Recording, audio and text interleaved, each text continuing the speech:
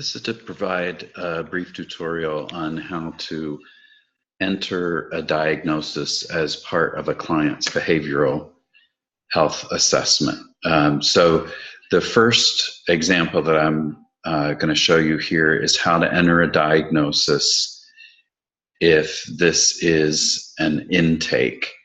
The first thing to keep in mind is that this information at the top, there are certain requirements for this information at the top. So for an intake assessment, what you would do to make sure that you have the correct time and the correct diagnostician identified is click on this edit button. And when you get this screen, you want to make sure that the date is the actual date that the diagnosis was given. If this is an intake, then the date should be the date of the intake, and the time should be either the exact time of the intake or a time prior to the intake.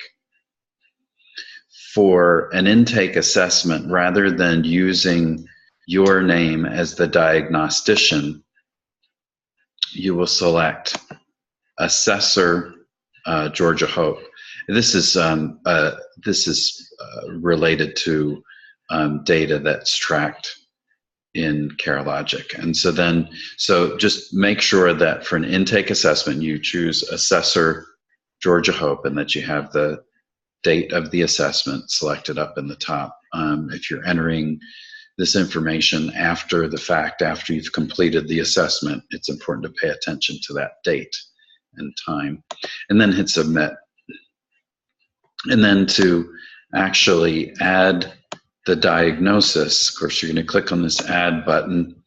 And the easiest way to find the diagnosis that you need is to type in the first few letters of the wording that's included in the diagnosis. So in this case, I want to look up a cannabis diagnosis. So I enter the word cannabis and I click on enter, and it gives me all the diagnoses that are available with cannabis in the description. And so I'm just going to choose moderate cannabis use disorder, and we'll hit submit. And notice that it asks me for that ICD-9 code, so I may need to go down here.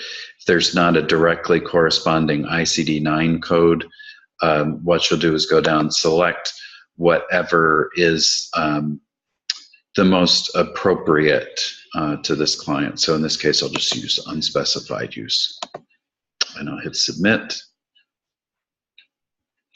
And if I want to add another diagnosis, I can do that. And so I'll also add a depression diagnosis. And this time I will select, I'll scroll down here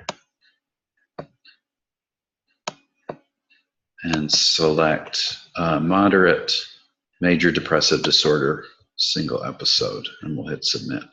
Now notice, notice this time there is an ICD-9 code. There's only a single ICD-9 code, so I'm not going to have to go do that extra step.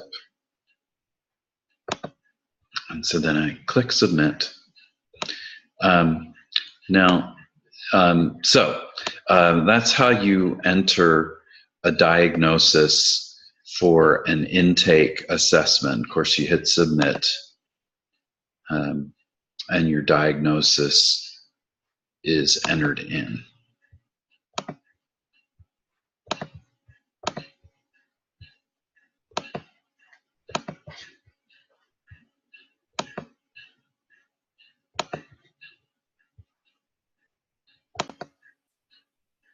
So now we'll take a look at what happens when you're doing a reassessment and you need to carry forward a verified diagnosis that was provided during a diagnostic assessment or some other verified diagnosis. So this time, when you get to this treatment diagnosis screen, you'll be presented with this little dialogue here. And so it's asking whether you want to create a new diagnosis or create a copy. And so you're going to create a copy. So this will carry forward whatever the currently verified diagnosis is. And so we have this diagnosis that is already been provided.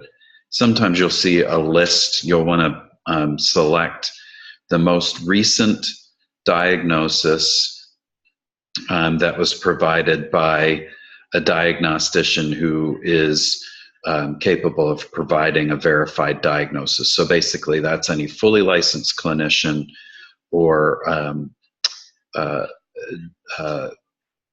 medical staff, including MD or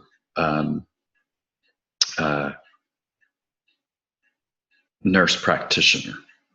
So this time I'm going to select that previous diagnosis, say create copy, and I'm going to click on submit. And so notice that it will carry forward all of the information from the previous diagnosis that we gave.